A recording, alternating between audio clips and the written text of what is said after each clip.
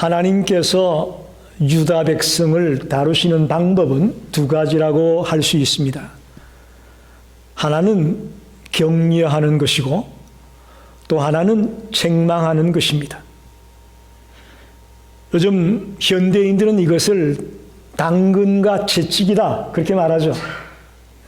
당근을 주기도 하고 채찍으로 때리기도 하는 방법으로 사람을 훈련시키고 가르친다라고 말합니다. 격려와 책망을 적절하게 사용할 때에 사람을 변화시킬 수가 있습니다. 격려와 위로는 긍정적인 사람이 되게 하는 것도 있지만 자칫하면 격려만 하고 칭찬만 해주다 보면 교만해지기도 합니다. 반면에 채찍과 훈계와 심판은 사람을 부정적으로 만들기도 하지만 빨리 그것을 깨닫고 돌아와서 더 성숙한 사람이 되기도 합니다. 그래서 격려할 사람은 격려해야 되고 책망받을 사람은 책망해야 됩니다. 우리가 좀 속된 말로 알랑방구 낀다고 그러죠. 잘못되었는데도 무조건 잘했다 그러고 이런 것은 좋지 못한 겁니다. 격려할 사람은 격려해야 되지만 책망할 사람은 책망하는 것입니다. 그것이 하나님이 우리 인간을 다루는 방법입니다. 오늘 본문은 특별히 유다 백성들의 모습이지만 이 유다 백성의 모습 속에서 우리는 인간들의 본질을 발견할 수 있다고 봅니다. 그래서 오늘 설교 제목을 인간의 불성실과 하나님의 열심이다라고 정했는데 더 솔직하게 말하면 유다의 불성실이죠. 저는 유다를 우리 모든 인간들의 모습으로 보고 싶은 겁니다. 인간의 불성실과 또 하나님의 열심을 오늘 본문 속에서 진지하게 생각해 보려고 합니다. 첫째로 인간의 불성실을 보겠습니다. 1절을 한번 살펴보면 야곱의 집이여 이를 들을지어다 너희는 이스라엘의 이름으로 일컬음을 받으며 유다의 허리에서 나왔으며 여호와의 이름으로 맹세하며 이스라엘의 하나님을 기념하면서도 진실이 없고 공의가 없도다 라고 말하고 있습니다. 먼저 이 구절에 보면 유다를 세 가지 이름으로 말하고 있음을 보게 되죠. 첫째는 야곱의 집이다. 족장 야곱의 이름이죠. 또 이스라엘의 옛 이름이 야곱이죠. 또 하나님의 택한 자다라는 그런 뜻도 가지고 있을 겁니다. 두 번째 이름은 이스라엘이다. 이건 우리가 잘 알죠. 야곱이 야복 나루토에서 자기 형 에스를 만나기 전에 밤이 맞도록 씨름하고 끝내는 하나님과 사람으로 더불어 겨루어 이겼다라는 그런 특별한 이름을, 특별한 축복의 이름을 받게 되죠. 그게 이스라엘이죠. 세 번째 이름은 유다의 허리에서 나왔다. 유다의 허리다. 앞으로 유다의 후손 가운데서 메시아가 태어날 것이다. 즉 메시아가 태어날 족속이다. 그런 의미를 갖고 있는 것이 유다의 허리다. 그런 말입니다. 굉장히 복된 이름을 갖고 있습니다. 여러분 우리는 누구죠? 우리는 세상 사람이 우리를 보고 누구라고 부르죠? 그리스도인이다. 크리스찬이라고 부릅니다. 여러분 이 이름도 복된 이름입니다. 할렐루야. 야곱이나 이스라엘이나 유다의 허리라는 이름만 복된 게 아니고 크리스찬이라는 이름도 복된 이름이에요. 특별한 뜻을 가지고 특별한 목적을 가지고 많고 많은 사람 가운데 하나님이 우리를 불러내시고 당신의 자녀를 삼으셔서 우리를 그리스도인이라고 부르고 있습니다. 그런데 이 목사가 느끼기엔 요즘 우리 그리스도인들이 이 이름이 얼마나 복된 이름인가를 모르는 것 같아. 오늘 이 자리에 나올 때에 그 감격을 느끼지 못하고 그 이름의 귀중성을 모르고 나왔다면 오늘 말씀을 듣는 가운데 내가 이 복된 이름을 가진 그리스도인이구나 하는 감격을 회복하고 돌아가시길 바랍니다. 회복해야 돼요, 여러분. 회복해야 돼요.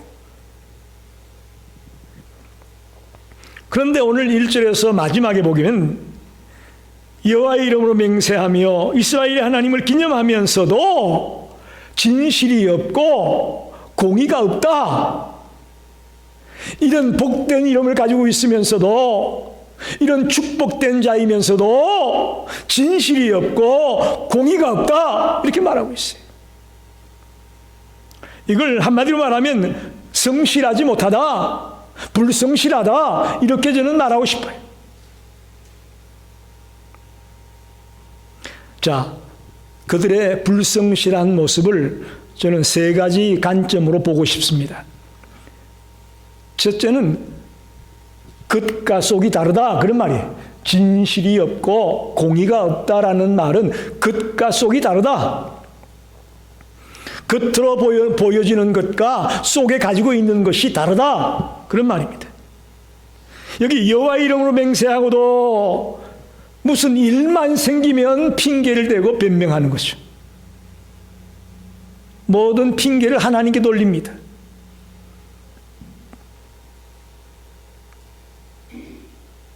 진실이 없고 공의가 없다. 이것이 오늘 우리들의 실상입니다. 여러분, 유대 백성들만 겉과 속이 다를까요? 오늘 우리는 어떨까요? 저는 이 말 앞에 우리도 자유롭지 못하다고 봅니다. 여러분이 정말 교회에 나왔을 때 여러분 모습과, 여러분 집에 있을 때, 여러분 누구 사람을 만날 때, 여러분 혼자 집에 있을 때 모습이 똑같나요? 똑같다면 너무너무 감사한 일이죠. 그러나 실상은 우리가 그렇지 못할 때가 더 많습니다. 겉과 속이 다르다, 이 말 앞에 우리도 자유롭지 못한 거예요. 사람을 많이 만나다 보니까 멀리서 보면 좋은 사람이 있는데 가까이에서 보면 그렇지 못한 사람이 참 많습니다. 이런 사람은 만나면 시험 들고 상처받습니다. 유다 백성들의 모습이 어쩌면 그와 같다고 말할 수 있습니다. 겉과 속이 다르다는 거예요. 유다 백성의 신실한 모습을 찾아볼 수 없었다는 거예요. 하나님은 우리의 겉모습보다는 우리의 내면을 보십니다. 할렐루야. 저와 여러분이 하나님의 관점에서 볼 때에 신실한 자가 되기를 원합니다.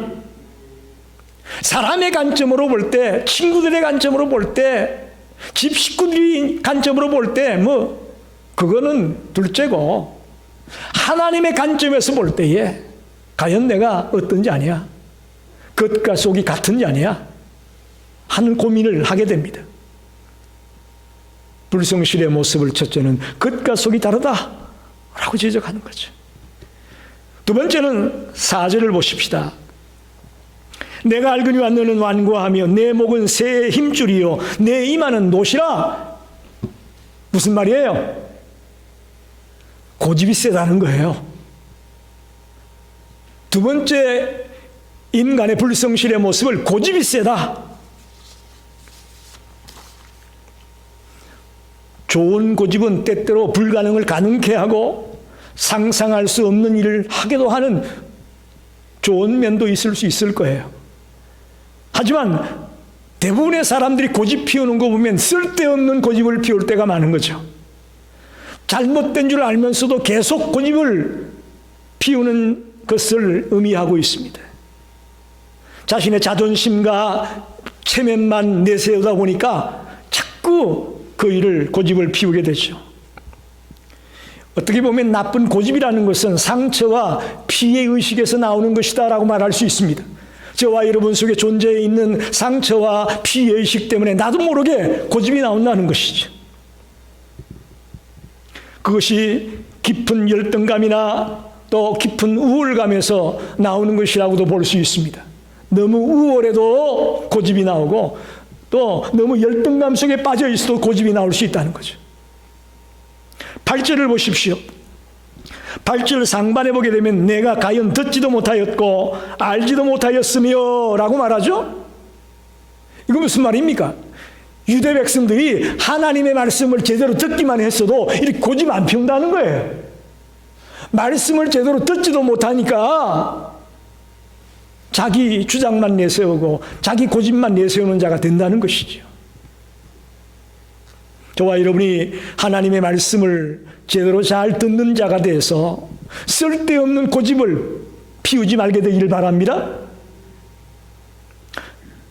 불성실에 대한 세 번째 설명은 변명과 핑계를 일삼는다고 말합니다. 5절을 보십시다. 그러므로 내가 이 일을 예로부터 내게 알게 하였고 일이 이르기 전에 그것을 내게 듣게 하였느니라. 그것을 내가 듣게 하여 내가 이것을 내 신이 행한 바요 내가 새긴 신상과 부어 만든 신상이 명령한 바라 말하지 못하게 하였느냐. 하나님이 모든 일은 이렇게 철저하게 미리 알려주는 이유는 변명하지 못하게 하기 위해서 그렇게 한다 그런 말이에요. 변명하지 말아라. 핑계하지 말아라. 내 신이 행한 거고요. 내가 부어 만든 신이 또 내가 새긴 신상이 이런 일을 했다라고 하는 엉뚱한 말 하지 마. 핑계하지 마라. 라고 지적하는 거죠. 여러분, 인간은 연약한 존재입니다. 물론 보는 관점에 따라서 뭐 인간이 강하다고 볼 수도 있겠지만, 그래서 우리가 이 바이러스를 보게 되면 그 바이러스 하나가 들어와서 미국에서 지금 70만 명이 넘는 사람이 죽었죠. 뭐 어마어마한 숫자입니다. 이거 작은 바이러스 하나가 이렇게 수많은 사람을 지금 데려가고 있습니다. 인간은 약한 존재예요. 넘어질 수 있어요. 그때 우리가 할 수 있는 건 뭐죠? 하나님, 제가 잘못했습니다. 실수를 인정하는 거죠. 잘못했으면 잘못했다고 인정하는 거예요. 하나님이 우리가 실수한 것 가지고 지금 야단치는 거 아니라고 저는 봅니다.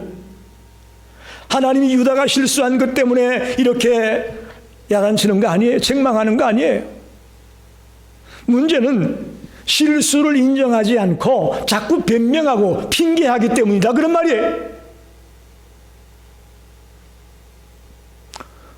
어쩌면 이미 태초의 인간인 아담과 하와에서부터 우리 인간 본성에는 핑계하고 변명하는 게 들어있는지도 몰라요. 여러분 보세요. 아담과 하와가 선악과를 따먹고 나서 이제 하나님이 그들을 불러서 대화를 할 때에 아담이 뭐라고 하죠? 하나님이 주셔서 나와 함께 있게 한 그 여자가 그 열매를 주어서 내가 먹었습니다. 하와 때문에 먹었다는 거예요. 하와는 또 뱀이 나를 깨므로 내가 먹었습니다. 자기는 또 뱀 때문에 먹었다는 거예요. 참 기가 막힌 얘기죠. 아담은 하와 때문에 먹었다고 하고 하와는 뱀 때문에 먹었다고 하고, 대초의 인간들부터도 이렇게 핑계하고 변명하는 것이 그들의 본성에 담겨 있음을 보게 됩니다. 이 말씀을 보는 중에 만약에 이때에 아담과 하와가 하나님 앞에 하나님 잘못했습니다 라고 답변을 했다면 저는 인류의 역사가 완전히 새롭게 전개될 수 있었을 것이다. 저는 그렇게 해석을 하고 싶어요. 네? 여러분 어떻게 생각하세요? 아담과 하와가 선악과를 따먹고 난 이후에 변명하거나 핑계하지 아니하고 하나님 잘못했어요 라고 대답을 했더라면 인류의 역사가 완전히 새롭게 전개될 수 있지 않았겠는가라는 생각을 하게 됐습니다. 이렇게 유다 백성들이 하나님 앞에서 책망을 받는 이유는 불성실하기 때문인데, 세 가지의 모습으로 우리에게 말씀했습니다. 겉과 속이 다르다. 고집 피우지 마라. 변명하고 핑계만 일삼지 말아라. 라고 가르칩니다. 유대 백성의 모습만 이런 것이 아니고 오늘 이 땅에 소위 말하는 그리스도인이라는 우리들도 여기에서 자유롭지 못한 것을 기억하십시오. 저와 여러분도 이와 같다는 것을 인정하고 오늘 말씀을 통해 마음을 다잡아먹고 새롭게 결단하는 여러분이 되시기를 간절히 부탁합니다. 두 번째는 하나님의 열심을 보겠습니다. 6절을 한번 읽어봅니다. 내가 들었으니 이 모든 것을 보라. 너희가 선전하지 아니하겠느냐. 이제부터 내가 새 일, 곧 내가 알지 못하던 은비한 일을 내게 듣게 하노니. 과거에도 그랬던 것처럼 장래에 이스라엘을 구원할 새 일을 이루겠다는 것입니다. 즉 바벨론 포로에서부터 그들을 건져내어 예루살렘으로 돌아오게 하겠다. 이스라엘 회복시키겠다. 그런 말씀을 예언합니다. 그리고 그 예언한 말씀을 그대로 성취해 나가겠다고 말하고 있습니다. 이게 바로 하나님의 열심입니다. 하나님은 당신의 계획을 우리에게 일일이 말씀하고 알려줍니다. 그리고 약속만 하는 것이 아니고 실제로 그 일을 행해서 이루어 나가시는, 성취하는 하나님입니다. 이게 하나님의 열심이라는 거예요.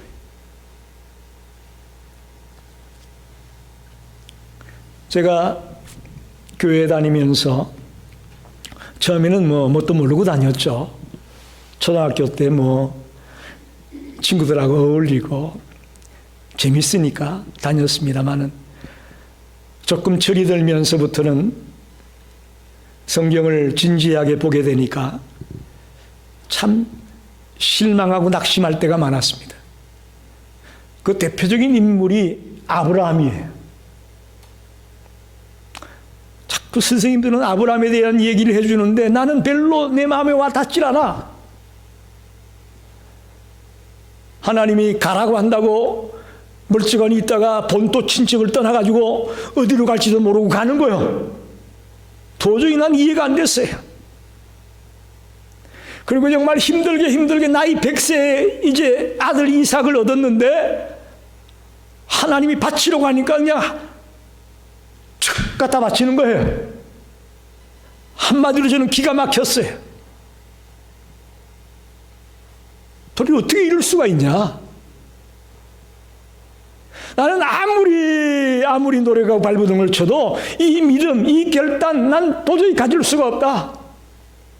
그 때문에 고민하고 갈등하고 가슴을 내태울 때가 많았습니다. 아마 여러분도 저와 다르지 않을 거예요. 그래서 슬그머니 좋아지는 인물이 있더라고요. 야곱. 우리하고 비슷한 성격을 가진 야곱이 좋아지더라고요. 그래야만 그나마 희망이 좀 있을 것 같으니까 야곱이 좋아졌어요. 그런데 남포교회를 목회하다가 은퇴하신 박영선 목사님이라는 분이 하나님의 열심이라는 책을 썼습니다. 물론 그 책은 A.W. 핑크 목사님의 책을 좀 인용해서 자기의 글로 쓴 책입니다. 그 책에 살려고 하는 얘기는 아브라함도 야곱도 요셉도 모세도 욥도 다윗도 엘리야도 베드로도 태어날 때부터 위인이 아니라는 거예요. 우리하고 똑같은 인간이었는데 하나님의 열심으로 그들을 만들었다. 할렐루야. 아멘이 안 나오시네. 이 말에는 정말 기가 막혀서 아멘이 나와야 될 부분인데 아멘입니다. 여러분, 우리가 소위 생각하는 믿음의 선배들, 그림 같은 믿음의 선배들, 그들이 날 때부터 그런 위인이 아니에요. 날 때부터 그런 위대한 사람이 아니에요. 하나님의 열심으로 그들이 그런 인물이 된 겁니다. 그렇게 본다면 저와 여러분도 하나님의 열심에 의해서 날마다 새로워져 나가고 날마다 성숙한 자로 서게 될 것을 믿습니다. 아멘입니다. 아멘입니다, 여러분.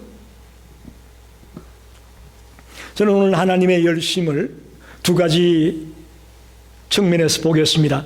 첫째는 매사를 일일이 알려주고 들려주고 일을 하신다는 거예요.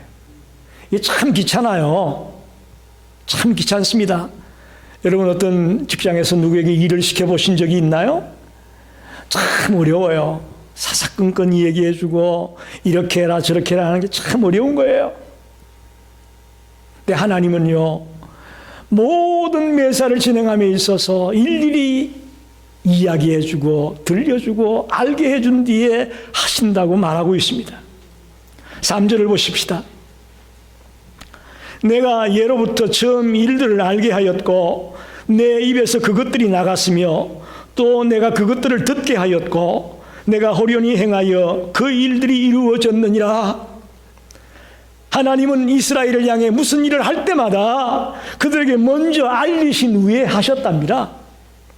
아모스 3장 7절에도 이렇게 말하죠.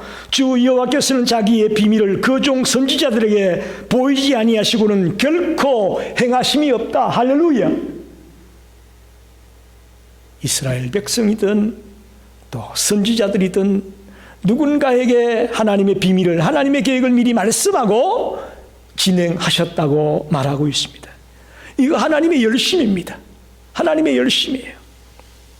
듣기나 좋아하나요? 사람들이 듣기나 좋아하면 계속 얘기해 주겠지만 들으면 싫다고 안 들으려고 하고 반항하는 그들에게 자꾸 얘기해 주는군요. 하나님의 열심이 아니고는 불가능하다고 저는 봅니다. 저와 여러분 오늘 이 거룩한 주일 아침에 주님 앞에 달려 나온 건요, 여러분 힘으로 나왔을까요? 전 그렇게 안 봅니다. 하나님의 열심 때문에 우리가 여기 나온 거예요. 이해가 안 되시는 모양인데 우리 하나님의 열심 때문에 이 자리에 나와 있다는 걸 아셔야 돼요. 세상에 하나님의 간섭이 없이 일어나는 일은 하나도 없습니다. 비록 혹 가다가 하나님이 알리지 않고 행하시는 일이 있을지라도 그것 또한 하나님의 섭리로 말미암아 진행되는 사실임을 믿으시기 바랍니다. 저와 여러분이 듣기 싫어하고 거부하고 귀를 닫아도 하나님은 끝까지 우리에게 그 사실을 말씀하려고 하고 있습니다. 이게 어떻게 가능하냐? 하나님의 열심이에요. 하나님의 그 뜨거운 열정이 우리에게 자꾸 그 말을 일러주고 알려주는 것이죠. 아무쪼록 저와 여러분이 이 하나님의 열심을 발견하고 돌아가시길 바랍니다. 깨닫고 돌아가시기 바랍니다. 두 번째 측면은 하나님은 이제 새 일을 행하겠다 이렇게 말하죠. 이 새 일이 뭘까요? 페르시아의 고레스 왕을 통해서 바벨론을 멸망시키고 이스라엘을 회복시키겠다라는 것이 새 일이에요. 그걸 말합니다. 즉 예언해 왔던 그 말을 실제로 행동으로 옮겨서 성취하겠다는 거예요. 이것도 하나님의 열심입니다. 새 일을 알려주는 것만 열심이 아니고 새 일을 직접 진행해 나가고 직접 완성하는 것, 이것 하나님의 열심이 아니고는 불가능하다, 그렇게 말할 수 있습니다. 14절 말씀을 보게 되면 오늘 읽지 않은 그 뒤에 나오는 말씀인데, 나 여호와가 사랑하는 자는 나의 기뻐하는 뜻을 바벨론에게 행하리니 그의 팔이 갈대아인에게 임할 것이라. 여기 여호와가 사랑하는 자, 그가 누굴까요? 페르시아의 고레스 왕을 말합니다.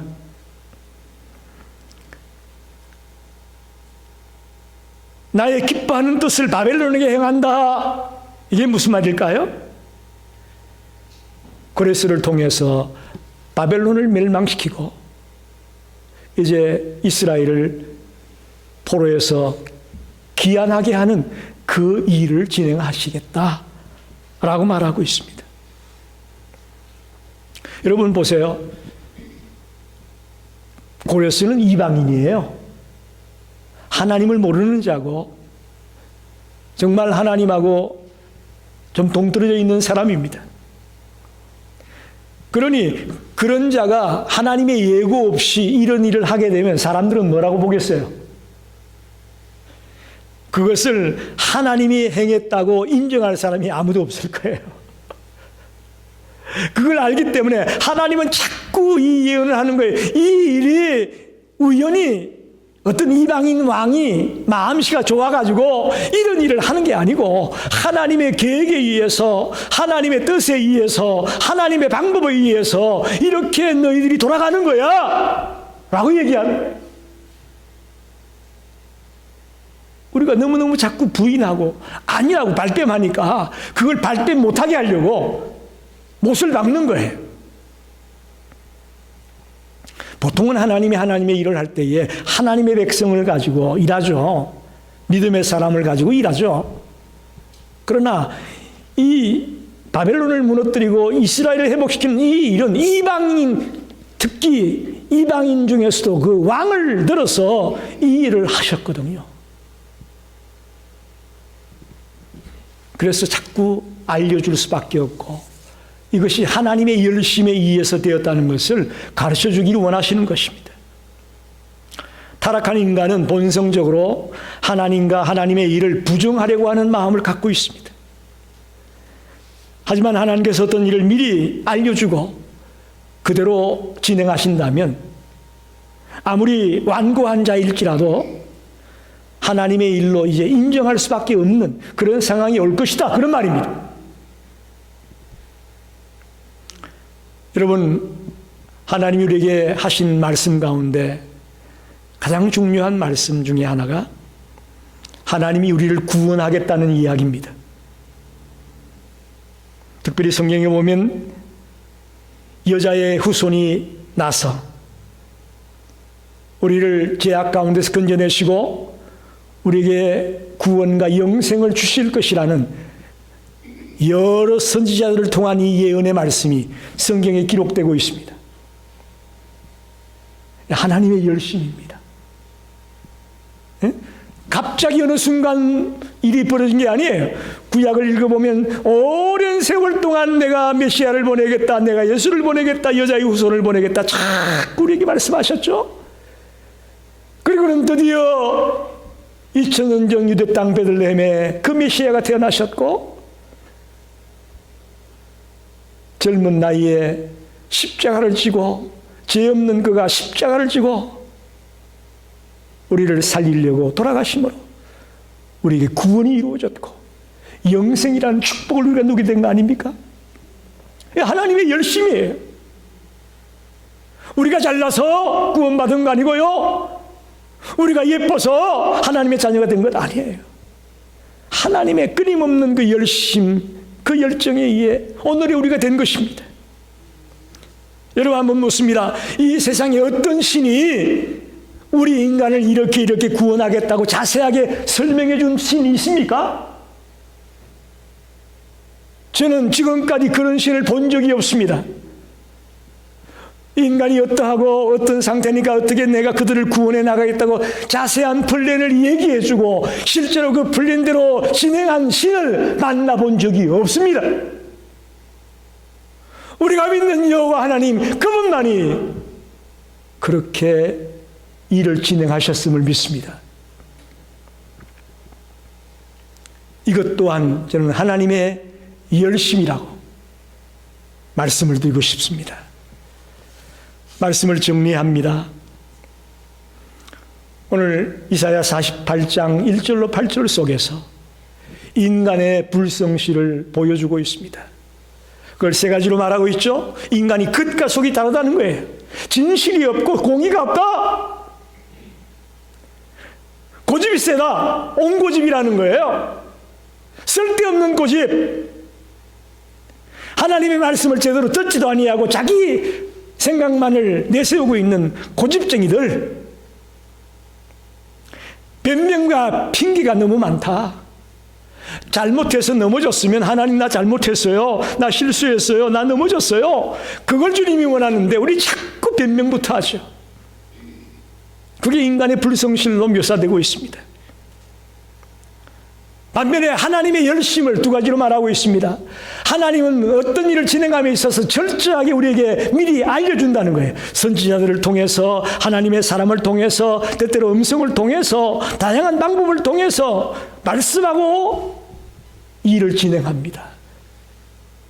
또한 한 번 선포한 말씀, 한 번 주어진 그 약속의 말씀은 끝까지 행동으로 옮겨서 성취하시는 그런 열심의 하나님, 성실하신 하나님,